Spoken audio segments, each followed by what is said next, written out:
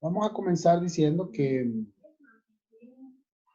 con respecto a lo que se les solicitó a ustedes, que hicieran una revisión utilizando la historia natural de la enfermedad y a la vez también los niveles de prevención, pues es algo que se hace comúnmente en salud pública. Se hace comúnmente precisamente porque nuestra forma de ver la enfermedad no es solamente en el momento que se enferma. El enfoque de la historia natural de la enfermedad tiene un sentido más de ver aquellas situaciones que tienen que ver con la promoción, prevención, de manera de que no solamente tengamos la idea de que la gente, que nuestra función tiene que ver cuando la gente se enferma. Entonces, es importante destacar, les pongo un ejemplo, en 2014, estos compañeros autores hicieron una revisión de lo que entendieron ellos era historia natural de la infección del virus de papiloma humano. Entonces, aunque imagino que no tienen como tal un esquema donde nos indiquen, así como se los pedí a través de una forma gráfica, aquí entonces comienzan ellos, y así es más o menos lo que esperábamos que ocurriera, hablando un poco de los 3 elementos que están pendientes para antes de la enfermedad. Es decir, hay un sujeto susceptible, pero también hay un ambiente, pero también hay un agente. Y bueno, como ustedes saben, el VPH tiene que ver con el virus de papiloma humano, que como cualquier virus necesita específicamente estar en un huésped para poder sobrevivir. Los compañeros hicieron una revisión de 5 años hacia atrás o de 5 meses y revisaron 1.300 trabajos. Fíjense que este trabajo tiene la connotación de un estudio sistemático, de revisión sistemática, más o menos estructurado como se les está pidiendo a ustedes que actúen. Entonces, empiezan hablando de la transmisión, es decir, empiezan hablando de la gente. Cómo se llama la gente, dónde vive, cuáles son las condiciones en las cuales prolifera, desde el punto de vista ambiental, cuál es la vía por la cual por lo regular se transmite, quién es el hospedero susceptible, por supuesto es en mujeres y en mujeres sexualmente activas, por ejemplo. ¿Ya? También habla de alguna relación ya a nivel de, digamos, prepatogénica, como bien lo dice acá,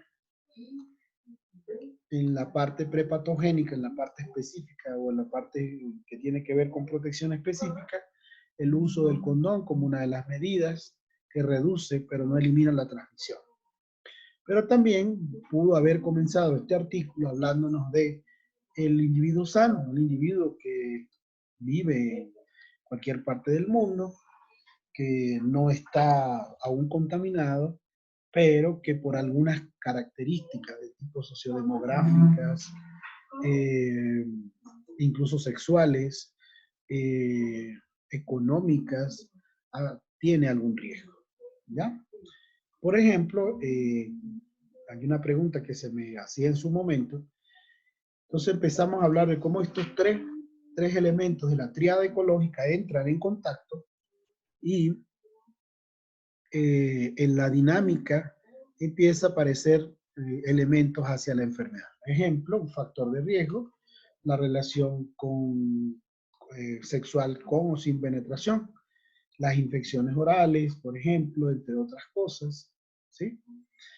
Y ya acá, hasta acá, si lo queremos estructurar, vemos que se habla en el periodo prepatogénico. Luego, cuando empieza la infección, que es donde ya aparece el horizonte clínico o la fase patológica o patogénica, entonces vemos más o menos cuál es la mujer o cuál es la persona susceptible que puede estar más susceptible. En este caso, mujeres adolescentes y mujeres adultas que no solamente ocurre en mujeres, solamente que en la casuística es más fácil hacer la identificación en la mujer porque por la mujer, por lo regular, ella asiste a un programa de planificación familiar y de esta manera se puede detectar. En el hombre también ocurre, pero el hombre no es habitual que haga consulta por este tipo de problemas, incluso por cuestiones de tipo de tabú. Entonces acá se habla de manera general qué pasa en el tiempo, y aquí entonces empezamos a ver una primera parte prepatogénica que tiene que ver con la lesión intraepitelial, donde la mujer no se da cuenta que tiene nada, no hay un signo específico. Luego, dado a que las mujeres sangran, dado que tienen algún tipo de síntoma, es que comienza a hablar entonces de la fase patogénica y empieza a hacerse la parte clínica a una edad específica. Luego se habla de cómo se detecta el VPH a través del diagnóstico precoz, luego cómo se limita el daño a través de medidas específicas, incluso puede llegar a haber incluso cirugía donde se elimine parte del material cancerígeno. También hasta qué punto el VPH es una situación de carácter crónica que no se cronifica hacia un cáncer y en qué casos sí. Y se presenta una tendencia a nivel mundial de más o menos cómo está esto a nivel de las edades de las mujeres. Luego, ¿qué pasa ya en una parte de la limitación del daño? Que es el otro nivel, y si es necesaria una rehabilitación, aquí están, digamos, situaciones a nivel microscópico de lo que ocurre, cómo se da el VPH cervical y cómo se sabe qué pasa también con otro tipo de población que también está sujeta a este tipo de infecciones. Entonces, ¿qué es en el caso de las mujeres HIV positivos o inmunosuprimidas o VIH positivas? Y luego se puede también hablar de algunas conclusiones. Si nótese que la historia natural de la enfermedad no incorpora los niveles de prevención. Pero en nuestro caso, la formación de ustedes tiene que ver en ese sentido. Recuerden también que el VPH es una enfermedad infecciosa, pero que el esquema o la forma de estudio a través de la historia natural de la enfermedad se hace, por cierto, también a través con enfermedades no transmisibles, cualquiera sea. La hipertensión, la diabetes, el cáncer, como lo hemos determinado. Entonces, nosotros tratamos también de avanzar, no solamente pensando en la enfermedad, sino pensando en cuáles son las medidas que en cada nivel de prevención debemos establecer como profesionales de la enfermería. Y de esta manera se justifica por qué estamos estudiando la historia natural de la enfermedad. Como ven, es una manera, a pesar de que tiene pocas referencias, pero en nuestro caso ya esta es una investigación un poquito, no es tan reciente, por lo que es importante que nuestra revisión sea más prolija, como ustedes lo pueden ver en la diapositiva o en la rúbrica que se les pide para trabajar tanto la historia natural de la enfermedad como también el trabajo de revisión bibliográfica sistemática. En este momento voy a pausar la grabación para escuchar preguntas. Bien, con el otro grupo desarrollé la primera parte de este módulo que tiene que ver con la historia, los conceptos de la historia natural, de la historia de la salud pública, destacamos algunos elementos. Esa información también está disponible para ustedes. Por lo tanto, quiero complementar, en vista de que no hubo preguntas, algunos otros elementos. Debo destacar acá, al efecto de la grabación, que la salud pública, de manera muy sucinta, desde el punto de vista histórico, como vamos a decir, como propuesta a nivel mundial, comienza con una de las reuniones mundiales de la Organización Mundial de la Salud en el año 1978 en la ciudad de Kazajistán, específicamente en Alma-Ata. Allí la meta que se establece es la salud para todos en el año 2000. Y a partir de ahí los países se comprometen a iniciar y a desarrollar actividades en función de mejorar las condiciones de vida y de salud de la población.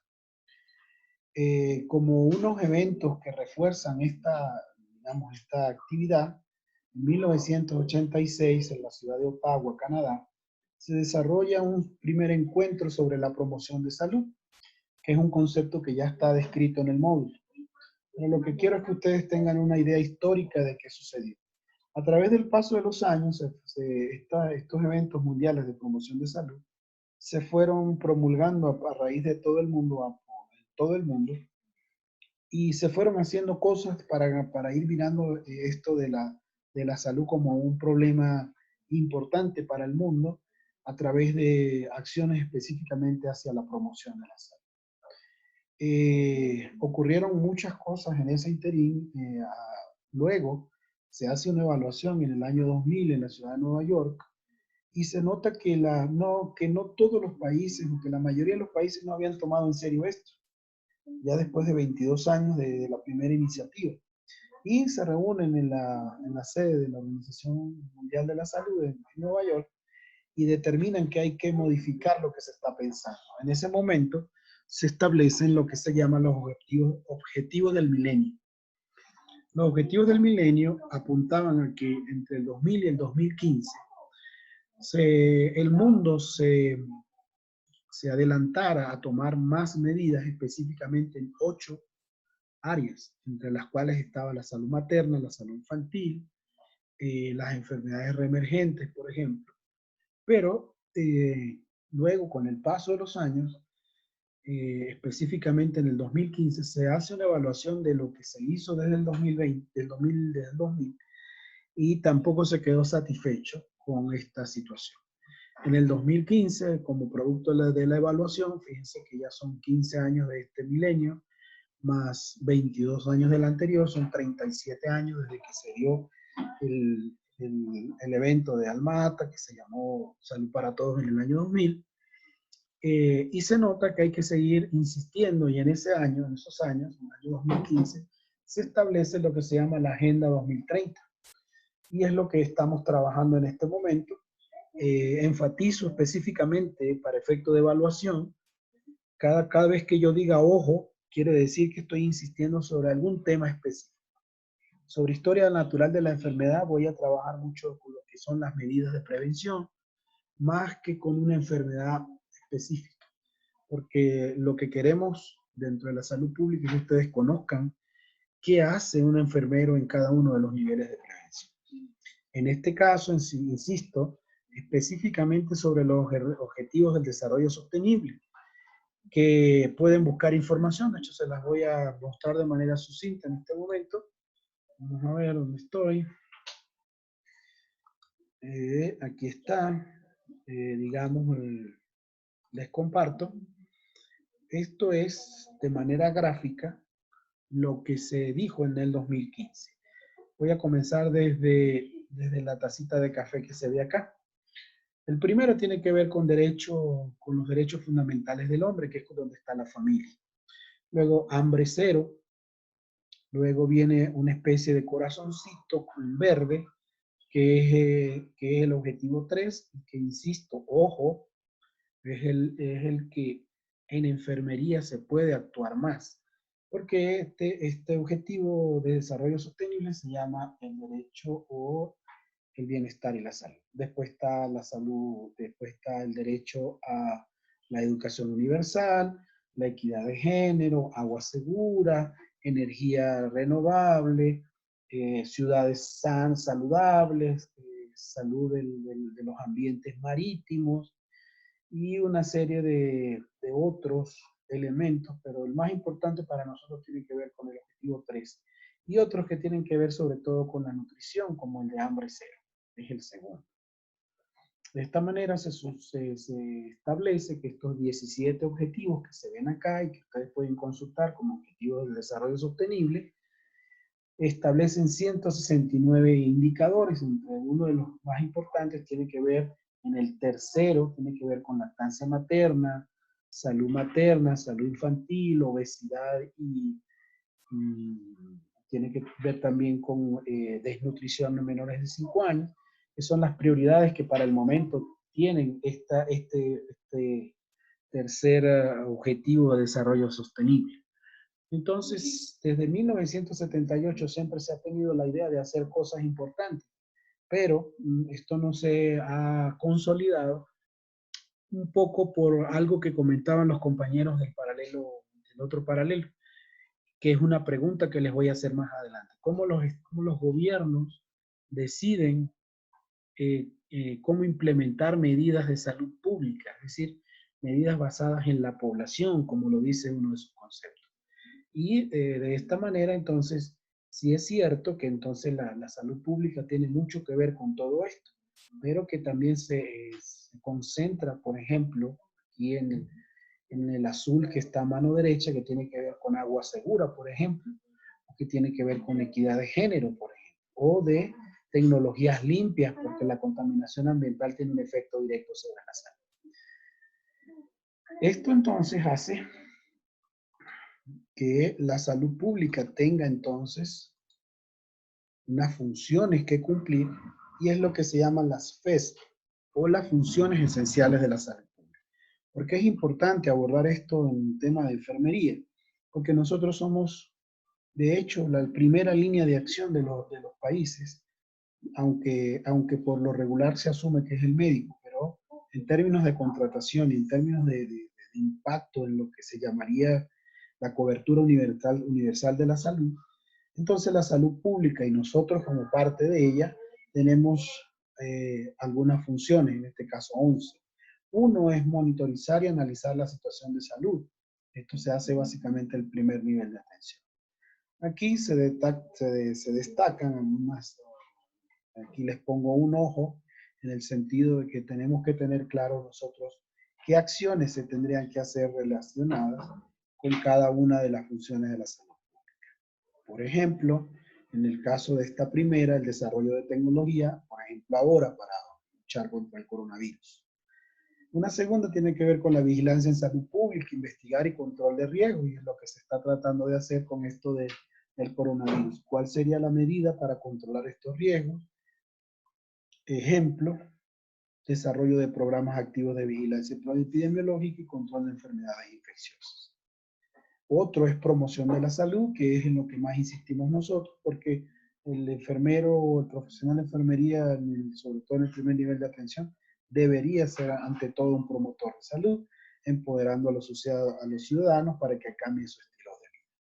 También está la participación social, hago un énfasis en esto también, y en el empoderamiento de los ciudadanos hacia la salud, porque no somos nosotros con la atención los que los vamos a cambiar, es con la convicción de que ellos requieren tener un mejor estilo de vida que van a lograr un cambio. El otro tiene que ver con desarrollo de políticas.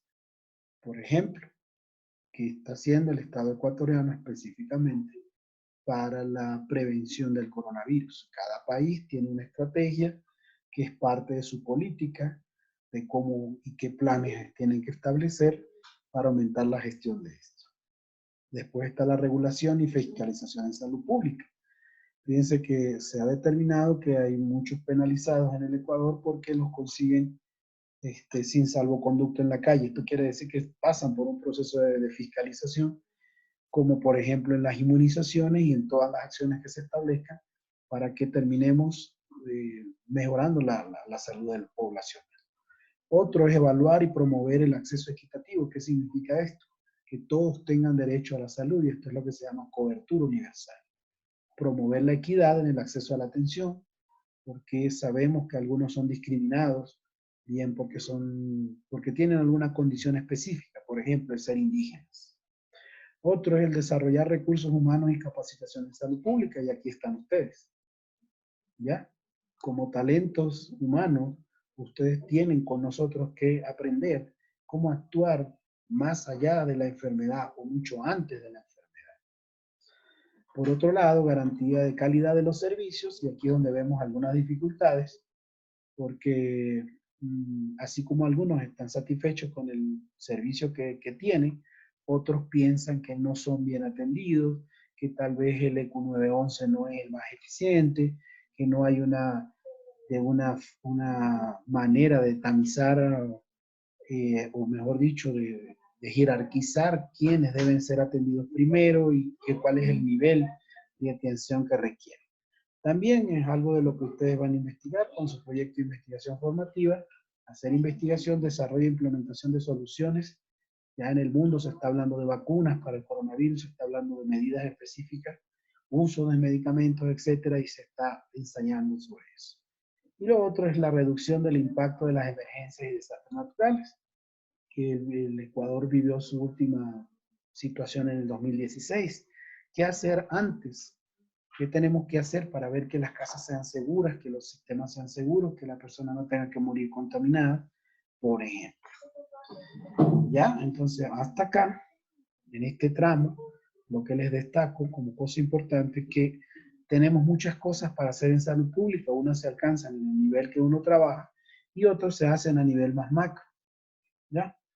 Entonces, lo que les insisto y lo que les invito es que hagan síntesis y puedan en una clase posterior, por ejemplo, hacer preguntas. Pero de nuevo, se me hace muy difícil sin que ustedes, bueno, yo asumo que es que toda la información está clara.